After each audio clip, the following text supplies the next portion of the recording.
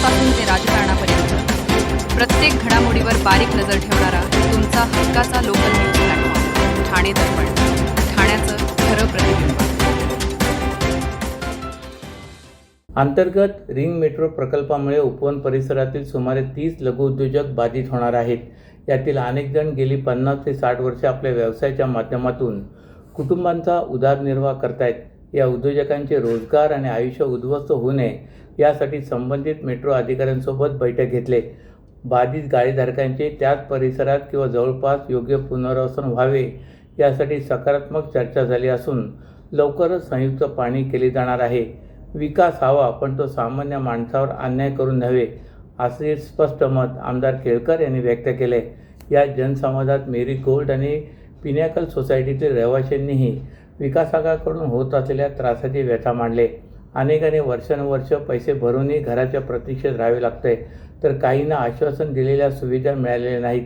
संबंधित विकासकांना समोर बसून चर्चा केली असून त्यांनी दिलेल्या आश्वासनाची लेखी जबाबदारी निश्चित करण्यासाठी प्रतिज्ञापत्र घेण्याचा निर्णय घेतला आहे. एका ज्येष्ठ मातोश्रीने घरासाठी तब्बल 95 लाख रुपये भरल्यानंतरही त्यांना घराचा ताबा मिळत नसल्याची गंभीर बाब केळकर यांच्या जनसंवादात समोर आले. या प्रकरणात आवश्यक ते सर्व कायदेशीर मार्ग अवलंबून त्यांना न्याय मिळवून देण्यासाठी मी स्वतः पाठपुरावा करणार आहे, असेही केळकर यांनी स्पष्ट केले. आज 105वा जनसेवकांचा जनसंवाद उपक्रम अनेक नागरिकांनी आपल्या समस्या केळकर साहेबांसमोर मांडल्यात. प्रत्येक प्रश्न हा केवळ एक तक्रार नसून एखाद्या कुटुंबाच्या आयुष्याशी, रोजगाराची आणि भविष्याशी जोडलेला आहे याची मला पूर्ण जाणीव आहे, अशी केळकर यांनी मत व्यक्त केले. जनतेने माझ्यावर दाखवलेला विश्वास हीच माझी ताकद आहे. प्रश्न कितीही मोठा असो, अन्याय कितीही शक्तिशाली असो, प्रत्येक ठाणेकराला न्याय मिळवून देण्यासाठी माझा संघर्ष सुरूच राहणार आहे, असेही केळकर म्हणाले. कासारवडवली घाटकोपर वडाळा या मेट्रो 4 आणि कासारवडवली ते गायमुख मेट्रो 4 प्रकल्पाच्या निर्माणाचे काम सुरू असताना सुमारे 9 महिन्यापूर्वी रुळावर उभी असलेली मेट्रो धूळ खात असल्याचे आढळून आले होते. अखेर या मेट्रोची धुलाई मुंबई महानगर प्रदेश विकास प्राधिकरणाने सुरू केले, परंतु मेट्रो कधी धावेल याबाबत अद्याप अनिश्चितता आहे. ठाणे शहरातील नोकरदारांना थेट मुंबई गाठता यावी, तसेच मध्य रेल्वेवरील वाहतुकीचा ताण कमी व्हावा यासाठी घोडबंदर येथील कासारवडवली येथे ते घाटकोपर आणि वडाळापर्यंत मेट्रो मार्गिकेच्या निर्माणाचे काम मुंबई महानगर प्रदेश विकास प्राधिकरणाकडून सुरू आहे. घोडबंदर भागाचा भाईंदरपाडा, ओळा, गायमुखपर्यंत विस्तार झाल्याने कासारवडवली ते गायमुख या मेट्रो 4 मार्गिकेच्या निर्माणाचे काम देखील करण्यात आले. या दोन्ही मेट्रो प्रकल्पाचे काम अद्याप पूर्ण क्षमतेने झालेले नाही. असे असले तरी येथील मेट्रो मार्गिकेवर मेट्रोचे डबे ठेवण्यात आले होते. त्यानंतर सप्टेंबर 2025मध्ये मुख्यमंत्री देवेंद्र फडणवीस आणि उपमुख्यमंत्री एकनाथ शिंदे यांच्या उपस्थितीत काही किलोमीटर अंतरापर्यंत मेट्रोची चाचणी फेरी करण्यात आली होती. मेट्रो सुरू झाल्याची चर्चा संपूर्ण घोडबंदरमध्ये पसरली. नागरिकांनी आता वाहतूक कोंडीतून सुटका होणार अशी स्वप्न पाहण्यास सुरुवात केली. मात्र मागील 9 महिन्यापासून ही मेट्रो घोडबंदर भागात धूळ खात असल्याचे चित्र होते. त्यामुळे घोडबंदरमधील रहिवाशांचे स्वप्न धुळीस मिळाले. परिचालनाचे प्रमाणपत्र मिळाले नसल्याने ही मेट्रो रुळावर फक्त शोभेची बाहुली म्हणून उभी आहे. या संदर्भात काही वृत्तपत्रात वृत्त प्रसिद्ध होतात. मेट्रोची धाव चाचणीपुरतीच अशा मथळ्याखाली जे वृत्त प्रसिद्ध झाले होते. मेट्रोचे डबे अक्षरशः धूळ खात होते. अखेर मुंबई महानगर प्रदेश विकास प्राधिकरणाने मेट्रोची स्वच्छता केली. असे असले तरीही मेट्रो कधी धावेल याबाबत अनिश्चितता आहे. साकेत पोलीस मैदानाजवळ संरक्षित खारफुटी आणि पाणथळ क्षेत्रावर सुरू असलेल्या बेकायदेशीर भराव प्रकरणी राष्ट्रीय हरित लवादाने मुख्य उत्तरदाता म्हणून ठाणे पोलीस आयुक्तांसह महाराष्ट्र किनारी क्षेत्र व्यवस्थापन प्राधिकरण, ठाणे जिल्हाधिकारी आणि ठाणे महानगरपालिकेला कायदेशीर नोटीस बजावले. सर्व प्राधिकरणांना न्यायाधिकरणासमोर सविस्तर उत्तर व अहवाल दाखल करण्याचे निर्देश देण्यात आले असून यात कसूर केल्यास कठोर कायदेशीर कारवाईचा इशारा देण्यात आला आहे. साकेत बाळकुम रोड परिसरात ठाणे पोलिसांचे मैदान आहे. या जमिनीवर मियावाकी तंत्रज्ञानाचा वापर करून 18,000 रोपांची लागवड केली जात होती. पोलीस मैदानाजवळील सर्वे क्रमांक 386 भाग 4 मधील 10 हेक्टर जागेवर त्यासाठी भराव टाकण्यात आला. या जमिनीच्या 7-12 उतार्यावर अधिकृत भोगवाटादार म्हणून ठाणे पोलीस आयुक्तांची नोंद आहे.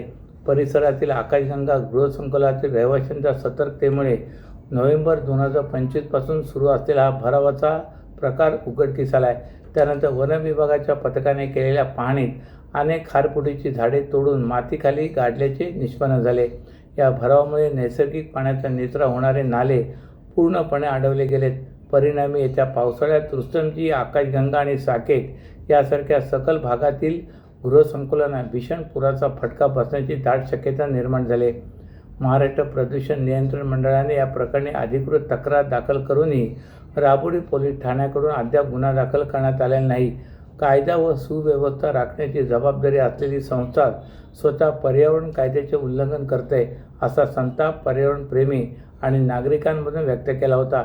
या प्रकरणाची पुढील सुनावणी 9 जुलैला राष्ट्रीय हरित लवादासमोर होणार आहे. तुमच्या व्यवसायासाठी खेळते भांडवल, क्षमता विस्तार, आधुनिकीकरण आणि यंत्रसामग्री खरेदीसाठी विश्वसनीय ओव्हरड्राफ्ट सुविधा, कर्ज मर्यादा 7 कोटींपर्यंत, जलद मंजुरी, 120 महिन्यांचा परतफेडीचा कालावधी, TJSB ODS drop against property, TJSB सहकारी बँक लिमिटेड, भरोसे का बँक, भविष्य का बँक. तुमच्या व्यवसायासाठी खेळते भांडवल, क्षमता विस्तार, आधुनिकीकरण आणि यंत्रसामग्री खरेदीसाठी विश्वसनीय ओव्हरड्राफ्ट सुविधा, कर्ज मर्यादा 7 कोटींपर्यंत, जलद मंजुरी, 120 महिन्यांचा परतफेडीचा कालावधी, TJSB ODS drop against property, TJSB सहकारी बँक लिमिटेड, भरोसे का बँक, भविष्य का बँक. तुमच्या व्यवसायासाठी खेळते भांडवल, क्षमता विस्तार, आधुनिकीकरण आणि यंत्रसामग्री खरेदीसाठी विश्वसनीय ओव्हरड्राफ्ट सुविधा, कर्ज मर्यादा 7 कोटींपर्यंत, जलद मंजुरी, 120 महिन्यांचा परतफेडीचा कालावधी, TJSB ODS drop against property,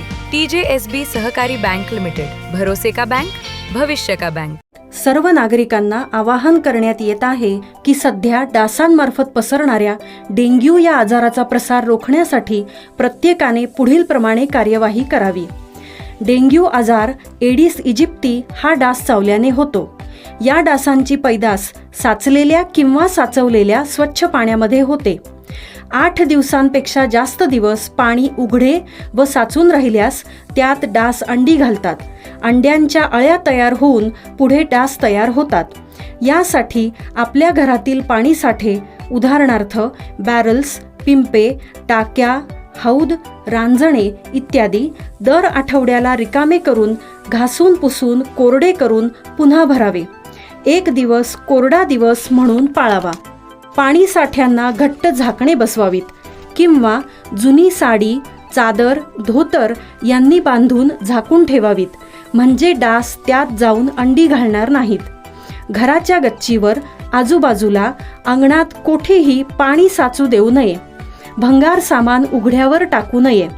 उदाहरणार्थ टायर्स, प्लास्टिक सामान, कुंड्या, टाकाऊ वस्तू इत्यादी. अशा सामानात पावसाचे पाणी साठून त्यात डेंग्यूच्या डासांची पैदास होते. घरातील कूलर्स, फ्रीजच्या पाठीमागील ट्रे हे देखील वेळोवेळी कोरडे करावेत. लक्षात ठेवा, नुसत्या फवारणीने डास घनता कमी होत नाही, तर त्यासाठी डास पैदास ठिकाणे नष्ट करणे ही आपल्या सर्वांची जबाबदारी आहे. कोणताही ताप अंगावर न काढता जवळच्या शासकीय रुग्णालयात मोफत औषधोपचार घ्या. अशा प्रकारे नागरिकांनी सहकार्य केल्यास डेंग्यूचा प्रसार रोखणे सहज शक्य आहे.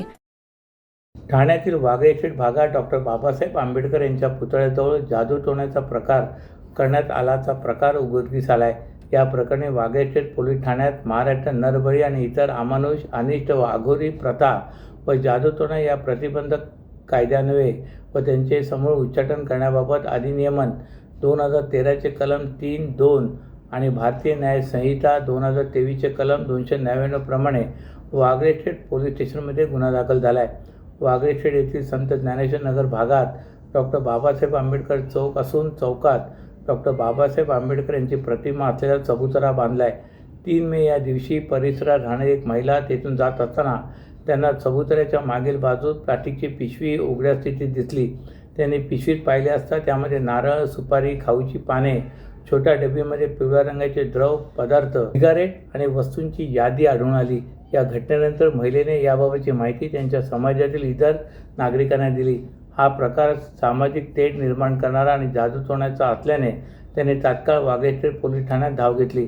त्यानंतर या प्रकरणी अज्ञात व्यक्तीविरोधात महाराष्ट्र नरबळी आणि इतर अमानुष अनिष्ट व आघोरी प्रथा व जादूटोणा यांना प्रतिबंध करण्याबाबत व त्याचे समूळ उच्चाटन करण्याबाबत अधिनियम 2013 कलम 3/2 आणि भारतीय न्याय संहिता 2023 कलम 299 प्रमाणे गुन्हा दाखल केला आहे. पावसाळ्यात साथीचे रोगांचा प्रादुर्भाव वाढण्याची शक्यता लक्षात घेऊन ठाणे महापालिकेची आरोग्य यंत्रणा सतर्क झाले.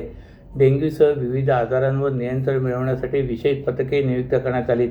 साथ रोग रोखण्यासाठी शहरभर जनजागृती मोहीम राबवण्याबरोबरच डासांची पैदास आढळणाऱ्यांविरोधात दंडात्मक कारवाईचा इशाराही महापालिकेने मान्सूनच्या आगमनाला अवघे काही दिवस शिल्लक असताना पावसाळ्यात उद्भवणाऱ्या साथीच्या रोगाचा धोका लक्षात घेऊन ठाणे महापालिकेने आरोग्य यंत्रणा सज्ज केले. Dengue, malaria, chikungunya, leptospirosis, typhoid, कावीळ आणि हागवण यासारख्या आजारांचा प्रादुर्भाव रोखण्यासाठी पालिकेच्या आरोग्य विभागाने पावले उचललीत. पावसाळ्यात साचलेल्या पाण्यात डासांची उत्पत्ती वाढत असल्याने यंदा डास नियंत्रणावर विशेष भर देण्यात आला आहे. फायलेरिया विभाग, आरोग्य केंद्रातील वैद्यकीय अधिकारी, आरोग्य कर्मचारी आणि आरोग्य निरीक्षकांची विशेष पथके तयार करण्यात आली असून ही पथके विविध भागांमध्ये पाहणी करून डासांची उत्पत्ती होणाऱ्या ठिकाणाचा शोध घेणार आहेत. तसेच नागरिकांना आवश्यक सूचना देऊन रोग प्रतिबंधक उपाययोजनांची माहिती देणार आहेत. ठाणे शहरातील सार्वजनिक ठिकाणी, बाजारपेठा, गृहनिर्माण संस्था आणि प्रमुख रस्त्यांवर महापालिकेकडून मोठ्या प्रमाणात जनजागृतीपर भिंती, पत्रके, फलक आणि जाहिरात फलक लावण्यात येणार आहेत. प्रत्येक गृहनिर्माण संस्थेला देखील रोग प्रतिबंधक उपाययोजनांची माहिती असलेली पत्रके उपलब्ध करून देण्यात येणार आहेत.